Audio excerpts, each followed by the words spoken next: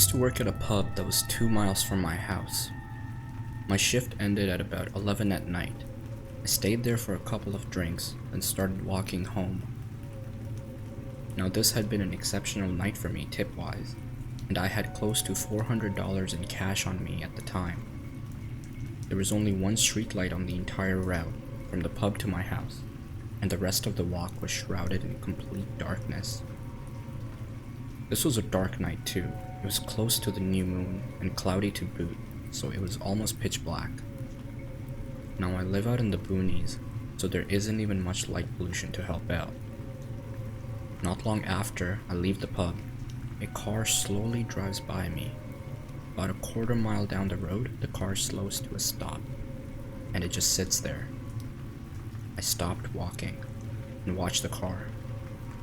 It sits for a few minutes, but slowly drives away.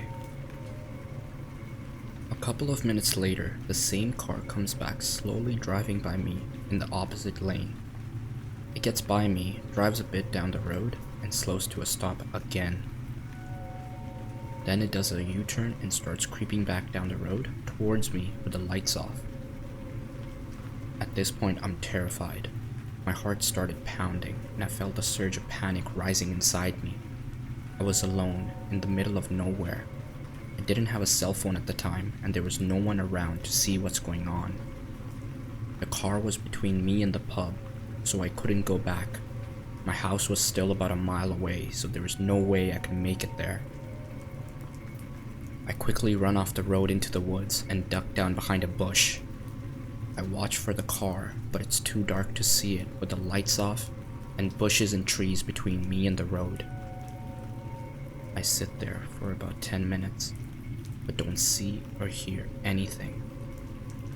I was about to make my way back to the road when suddenly I hear car doors closing and the sounds of footsteps walking on the sidewalk.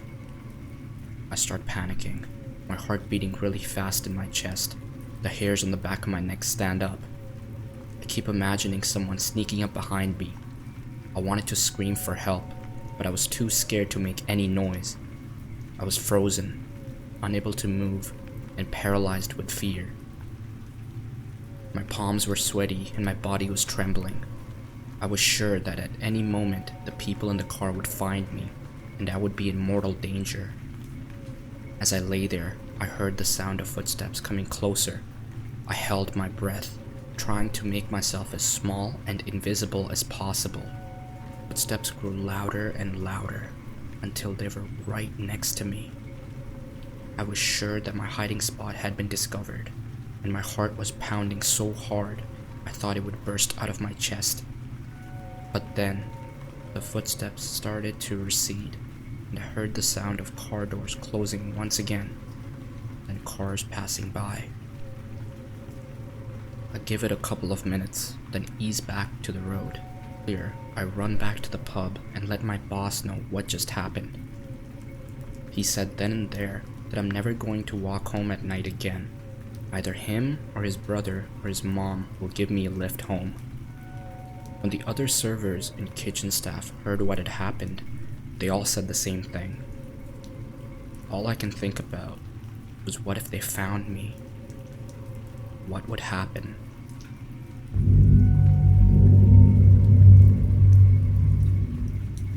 As I settled into my night shift at the gas station, I didn't think anything of it. It was a typical weekday night, quiet and uneventful. But that all changed when a car pulled into the lot and parked, with its bright floodlights aimed directly at the store. At first, I assumed it was just someone who forgot to turn off their headlights, but as the minutes passed, I began to feel uneasy.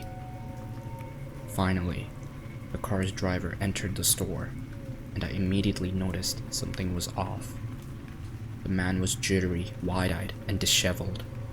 He paced around the store for several minutes before finally purchasing a coffee, all the while staring at me with an intense and unsettling gaze. Now I'm a 5'2" chick with the opposite of a resting bitch face.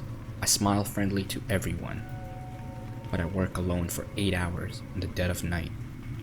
I tried to make friendly conversation, but he didn't say a word. He just continued to stare at me with that same unsettling intensity. Eventually, the cab driver who had been hanging around struck up a conversation with me and leaned over the counter, sliding his card and suggesting that I call him if the strange man lingered around. For over an hour, the man stayed in the store, watching my every move as I cleaned up. It was beyond unnerving, and I couldn't shake the feeling that something was seriously wrong. Finally, some truckers arrived, and the man left the store, but he didn't go far. He parked his car right up against the window and continued to stare at me until closing time. I was so relieved when the cab driver arrived to give me a ride home, and I made sure to keep an eye on the strange man as we left. Later, the cab driver told me that the same weirdo had been following him, driving behind his taxi with his lights on full power. The whole experience left me feeling panicky and uneasy, and I couldn't shake the feeling that I had been in real danger that night.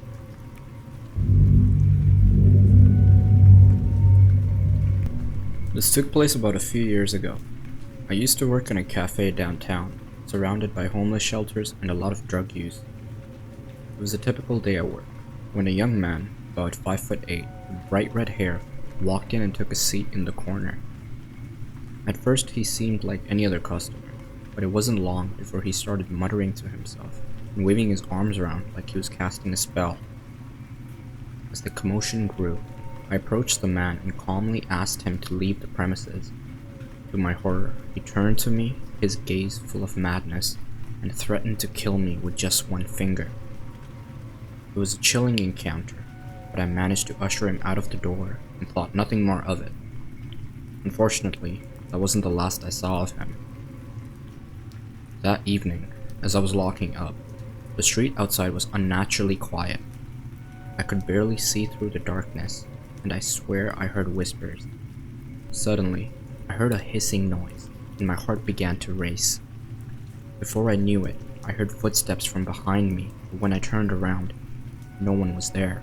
I was panicking, so I picked up the pace and started sprinting towards the parking garage where my car was parked. I could feel someone following me, their breath hot on the back of my neck. As I ran upstairs, I heard the door slam shut behind me, and I knew that whoever was following me had caught up. I was trapped. Suddenly, I heard the sound of glass shattering, and I knew that my worst fears were coming true. It was the crazy redhead, and he was hell-bent on harming me. His eyes were wild, and he began pounding on my car window, screaming and cussing while promising to end my life. I was shaking with fear, and I slammed the car into gear and drove away as fast as I could. My heart was pounding in my chest, and I couldn't believe the terror that I had just witnessed. The next morning, I called the police, and they eventually caught the young man, who was not going off about being a member of the Illuminati. I breathed a sigh of relief, knowing that I would never have to experience that again. But as I returned to work, the memory of the crazy redhead still haunted me. Even though I had survived, the thought of what could have happened to me that dark and eerie night stayed with me for a long time, and I always kept my guard up in case he ever returned. I worked as a security guard in an asylum. This asylum was located in an isolated rural part of town, not a big population of people living there. My shift started as usual. I made my way up the floors, making rounds and making sure everything was normal. The halls were dark and silent, and the only sound was the hum of the fluorescent lights above me. I made it to about the third floor when something caught my attention. A door, the one to a patient's room, was open. I could feel my heart start to race. I knew something was wrong.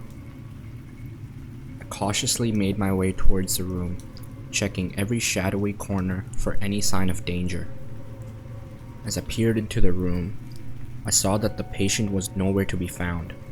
Panic set in, and I knew that I had to find him before he hurt someone. As I made my way down the hallway, My footsteps echoed off the walls, each sound making me jump. Suddenly, I heard a noise, a shuffling sound coming from the other end of the hallway. I knew that it had to be the patient. I tried to run, but my legs felt very heavy. I knew that I had to hide, so I found a small room to lock myself in. The door creaked as I locked it, and I could hear footsteps getting louder and louder. My heart was pounding in my chest. The footsteps stopped, and I knew that he was right outside the door. I held my breath, waiting for him to make his move. The silence was deafening. Suddenly, the door rattled, and I knew that he was trying to get in. I could see his shadow under the door, and I knew that he was getting closer and closer. I could feel his breath on the back of my neck. I sat huddled in the dark room, listening to the sound of the patient's footsteps echoing down the hall. I clutched my flashlight tightly, heart racing with fear. Suddenly, I heard the patient yelling, his voice echoing off the walls of the asylum. I tried to radio for backup, but the radio was dead. I was completely alone. Slowly, I opened the door to the room and peered down the hallway. I could see the patient at the end of the corridor, his eyes wild and his teeth bared in a feral snarl. I quickly retreated back into the room, locking the door behind me. But I knew that I couldn't stay here forever. I had to get out and call for help. Taking a deep breath, I opened the door again, ready to make a break for it. But as soon as I stepped out into the hallway, the patient lunged at me, tackling me to the ground. I struggled to free myself, but the patient was too strong. The patient grabbed the flashlight and smashed it against the wall, shattering it into pieces. My heart was pounding in my chest as I fumbled around in the dark with a broken flashlight in my hand. I could hear the patient's ragged breathing and the sound of his bare feet slapping against the floor as he chased me. With each step, I felt as if I was walking on eggshells, trying to avoid any noise that might give away my location. I moved slowly and carefully, trying to remember the layout of the asylum, which was becoming increasingly difficult in the pitch black.